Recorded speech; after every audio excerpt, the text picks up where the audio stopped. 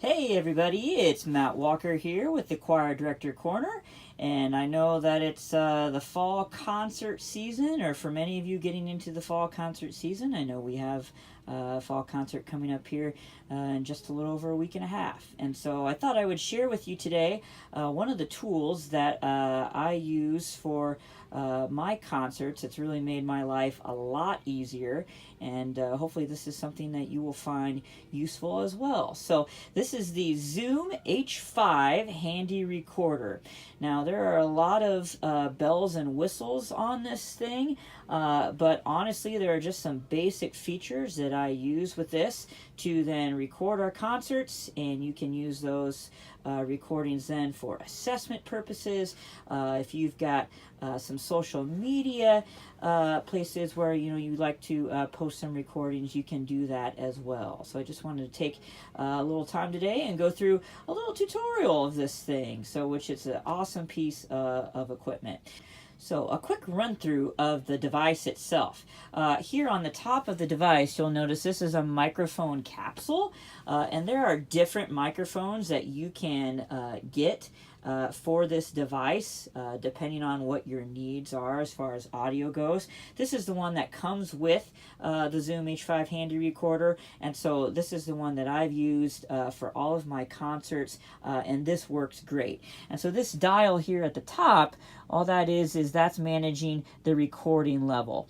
And so the one thing about this is that you'll have to get into the space where you want to record and sort of play with it a little bit and kind of see where you want that recording level. Obviously you want it loud enough to where it's picking up your choir, but then not too much where there's some distortion with that recording. So that would be the one thing I would say as far as the recording level, experimenting a little bit depending on what kind of space you're in. But as far as the quality is terrific, and so I've never really needed to do anything else as far as the microphone capsule goes.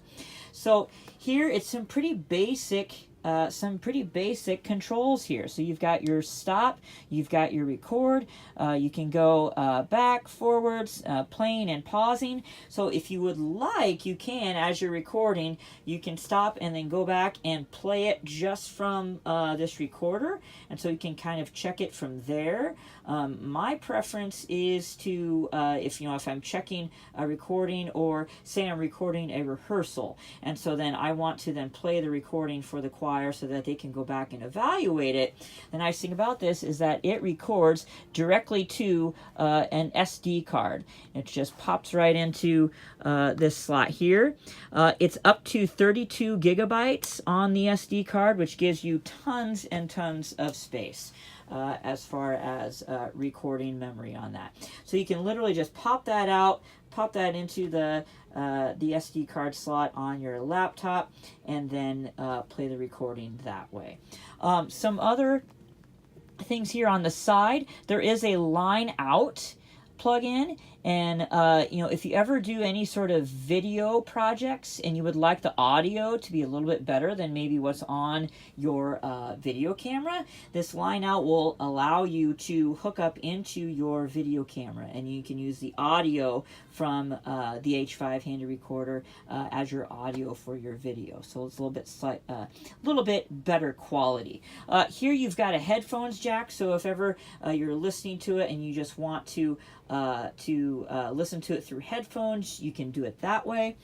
You've got volume control here on the side. You also have a USB plug-in, so if for any reason you're hooking into different electronic equipment and you need to connect by USB, that is there. And then this is the power button here. And so when I take that and I just press and hold on it, and you'll see then the screen start to light up.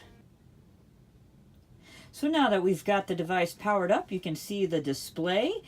Here at the top, it shows you the time remaining on your SD card. So over 37 hours is still available on this SD card. So it's got tons and tons of memory. You see in the top right-hand corner, you see the battery level. This runs on 2 AA batteries. So it's really simple. You don't have to find any weird batteries for it. You just plug in 2 AA's and away you go. You see the file number here, and so this currently is recording in WAV format. And you can also record in MP3 format. I have found that the WAV files seem to take up a little bit less memory on the SD card, and so I keep it in WAV format, and then I use a program called Audacity when I am editing the audio files, where then I can just very easily export to an MP3 file. So you see the levels moving as I talk here, so that's a nice way to check to make sure that it is picking up your sound whenever you're recording. And that's pretty much it. And so again, you've got your basic controls here. Now on the bottom, there are 2 XLR inputs.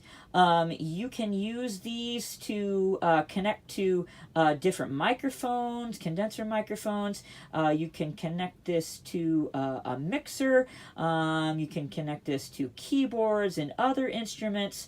And so those are there at the bottom. Again, I don't use those on a regular basis. That's what these levels here are for, so I don't even really mess with those a whole lot. It's just the recording level here at the very top of the device that I play with.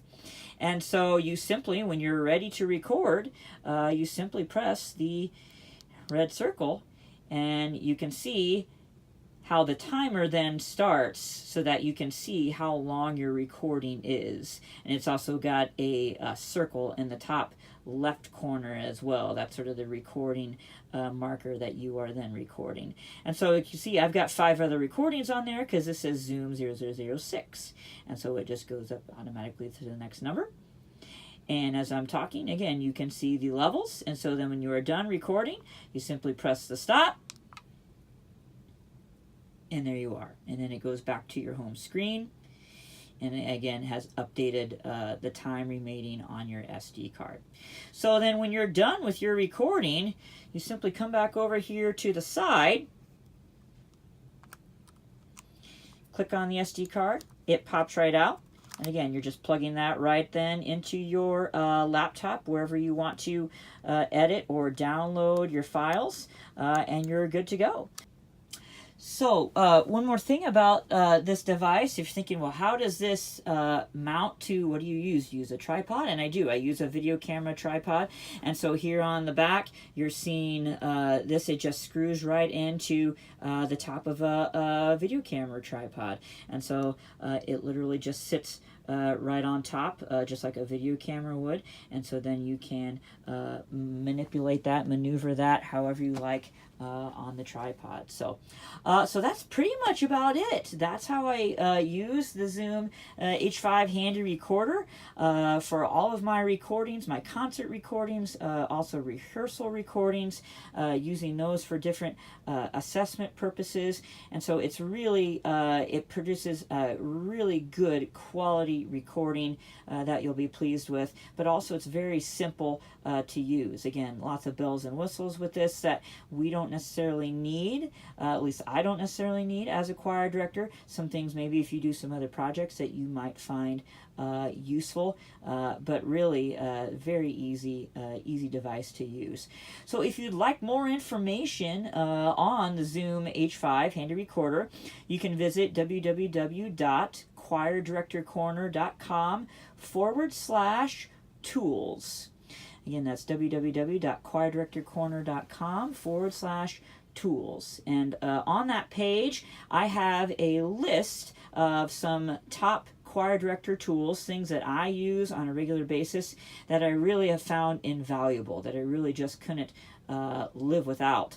And so this is one of those items on that list, and so you can find some more information there.